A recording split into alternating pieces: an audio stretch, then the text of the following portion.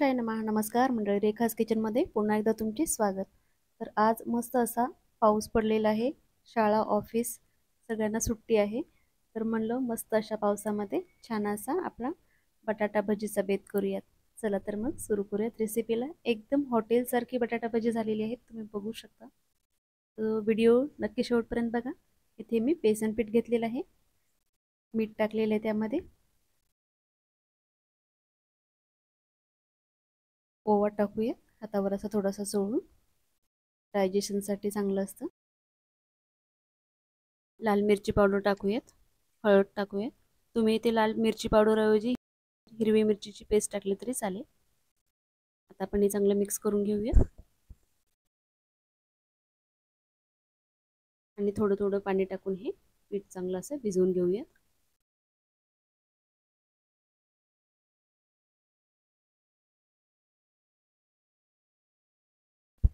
तर छान प्रकारे आपण हे पीठ भिजवून घेतलेलं आहे.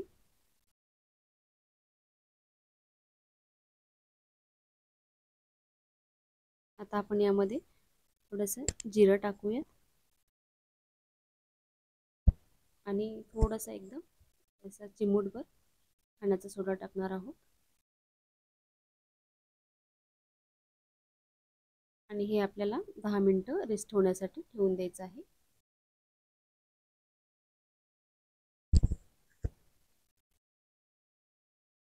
आता आपण एका साईडला बटाटा घेतलेला आहे असा पील करून, आणि तो वेफरच्या मशीनने आपण असं वेफर्स बनवून घेणार आहोत त्याचे. आपण याऐवजी सुरीच्या सहाय्याने पण असं गोल साईजमध्ये कट करू शकतो, पण ते कसं जाडसर येतात आणि भजी आपले इतके म्हणावे तसे हॉटेलसारखे फुगत नाहीत. त्यामुळे आपण हे वेफरच्या सहाय्याने केलं की एकदम पातळ येतात आणि भजी आपली एकदम छान अशी मार्केटमध्ये हॉटेलमध्ये मिळतात तशी एकदम अशी फुगतात आणि तीच टेस्ट येते आपल्या भज्याला. बघू शकता तुम्ही, अशा प्रकारे मी पातळ आकारात हे वेफर्स असे बनवून घेतलेले आहेत. आता मी स्वच्छ हे धुवून घेतलेले आहेत आणि याची आता आपण भजी बनवायला घेऊयात. बेसनच्या पिठामध्ये असं डीप करायचं आणि कडकडीत गरम तेलामध्ये हे आपण फ्राय करून घेणार आहोत. तुम्ही बघू शकता तेल छान गरम झालेलं आहे.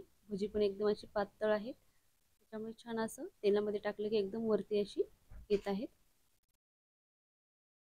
एकदम हलकी अशी झालेली आहेत भजी, बघू शकता. अशा प्रकारे छान असा गोल्डन ब्राऊन आपण त्याला तळून घेणार आहोत.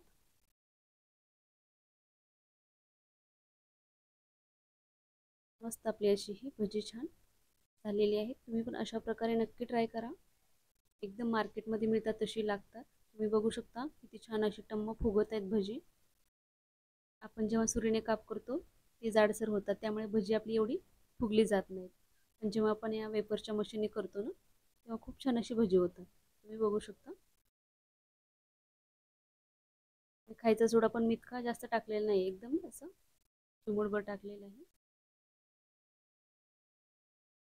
अशा प्रकारे मस्त आपली अशी ही भजी झालेली आहे.